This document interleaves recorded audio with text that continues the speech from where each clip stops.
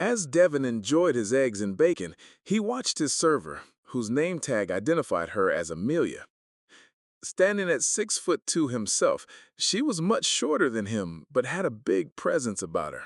She smiled behind her auburn hair that fell in front of her face as she served him his breakfast. After a long night in surgery, he found her smile energizing. Her green eyes seemed to pierce his soul and ignite something inside him he had long extinguished. Amelia's voice almost carried a tune when she spoke to him. He knew she was special and needed to get to know her. As he sat there silently eating, he caught a glimpse on his unruly dark hair and smoothed it down, his brown eyes looking tired with the dark circles, enhancing his tired expression. Turning away from his reflection, he watched Amelia wait on tables with a grace that made it seem like she was dancing through the narrow walkways of the crowded cafe. Saturday mornings were always busy, with families grabbing a much better breakfast than the children's hospital across the street offered. He had spent countless breaks at this cafe and wondered how he had never seen Amelia before. He normally nestled into one of the oversized lounge chairs in the back corner of the cafe in their little library. As Amelia made her way toward him with his check in hand, a small panic sets in as he realized his time with her was coming to an end. "Here you go, Doc. Thank you for your patronage. We hope you visit us again." As she turned on her heel to leave, Devin found himself speaking before he even realized it. "Excuse me," he said as Amelia turned back to him. "I haven't seen you here before, but you seem like you've been here for a long time." Amelia's demeanor changed to one of sadness and replied, "I worked here when I was in high school, and I met my late husband here. His parents own the cafe. We both went away for college, and my late husband received a great job opportunity in our college town, so we stayed. He, unfortunately, passed away in a car accident a couple years after we got married. He was an only child, and I stayed in contact with his parents for our kids' sake. They decided to retire and offered me the cafe as they wanted it to stay in the family. So, here I am again, learning the ropes of the back office in preparation to take over. And hopefully, someday, one of my kids will take over for me." Devin's expression softened as he replied, "I sensed a strong presence about you the moment I walked in. I don't know anything about the restaurant business, but I have a feeling you would do great here."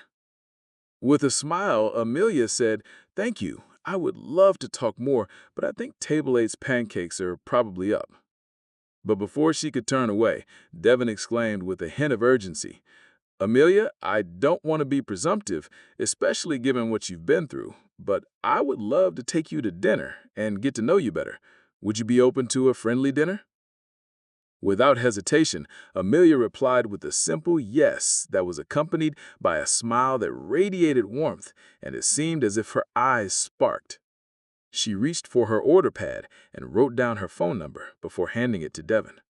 "Call me, and we'll set something up. My kids' grandparents will be happy to watch the kids, since they're always telling me to get out and enjoy my life." As Devin walked out of the cafe, he noticed a couple of young kids, obviously twins, skipping through the street with a familiar face. The little girl was excitedly speaking to the woman, and the little boy seemed to be busy watching the tow truck down the road. As they neared, he recognized the woman as the cafe owner.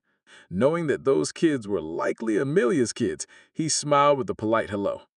Before the woman could acknowledge his greeting, a bike messenger flew through the intersection and collided with the little girl. Being one of the top surgeons at the children's hospital, Devin immediately jumped into action.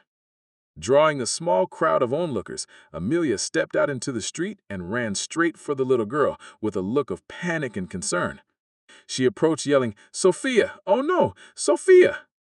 Devin turned to Amelia and said, "I need you to be calm and keep Sophia calm. Can you do that?" With a frantic nod and welled eyes, Amelia turned to Sophia and said, "Everything is okay, Sophia. This man is a doctor, and he's going to help you feel better. Can you be strong for Mommy and listen to him?" With a weak voice, Sophia replied, "I'll be brave, Mommy." With that, Devin looked at the crowd and noticed a woman dressed in a business suit with the familiar ID badge indicating she worked for the children's hospital as well.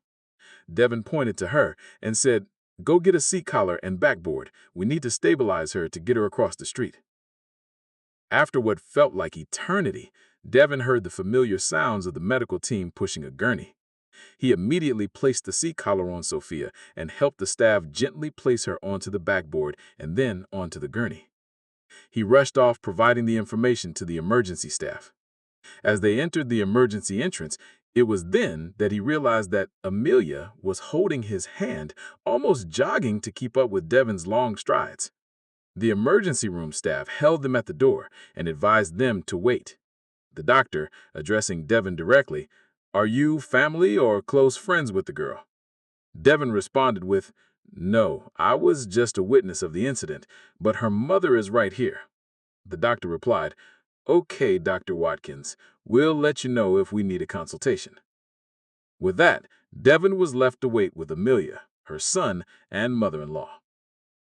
After some time, the emergency room doctor came out and addressed them. "Ma'am, your daughter is doing well. She suffered a minor head injury, but we did a scan and found no internal injuries. Her brain looks good, no swelling. She did suffer a concussion, and we did have to give her 13 stitches on the back of her head. She also has a broken arm.